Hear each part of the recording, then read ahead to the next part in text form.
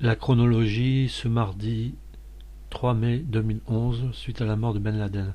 Alors, le Pakistan se ne dit pas impliqué totalement dans l'affaire Ben Laden, mais soulignant quand même un partenariat entre le Pakistan et les États-Unis afin de conduire à l'élimination de Ben Laden.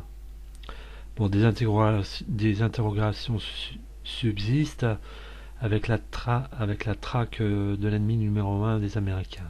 Une information décisive a permis de remonter jusqu'à Ben Laden, et cela grâce à un certain Khalid Sheikh Mohammed qui avait été présumé dans les attentats du 11 septembre, qui avait subi des tortures et qui a permis de remonter jusqu'aux fameuses personnes qui servaient de messagers.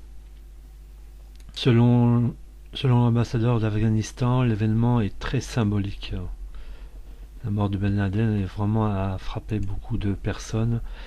Et on dit que pendant l'échange de coups de feu entre le commando américain, Ben Laden se serait servi d'une femme comme bouclier, ce qui était rapporté par les Américains.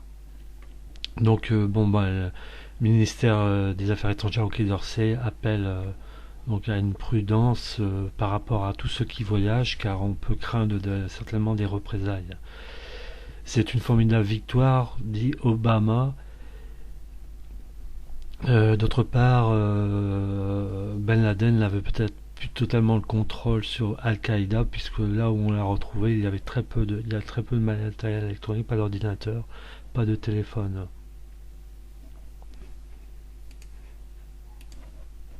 Les renseignements américains s'attendent à ce qu'on retrouve un message, peut-être vidéo, de Ben Laden d'ici peu sur les médias avec Al-Qaïda.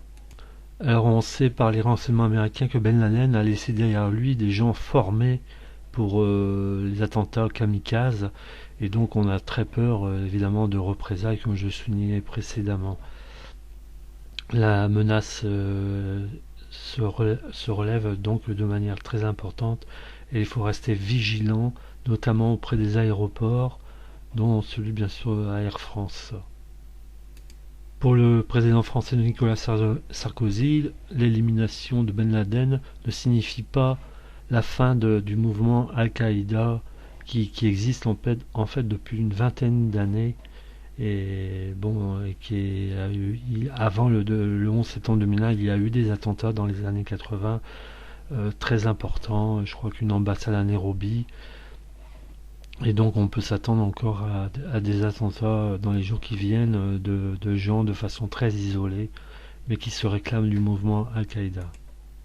Quant à la reconnaissance du corps comme celui effectif de Ben Laden, on a prélevé des ADN sur sa sœur qui était décédée aux États-Unis dans les années 2000, et qui a permis donc d'identifier réellement que c'était bien Ben Laden qui a été tué.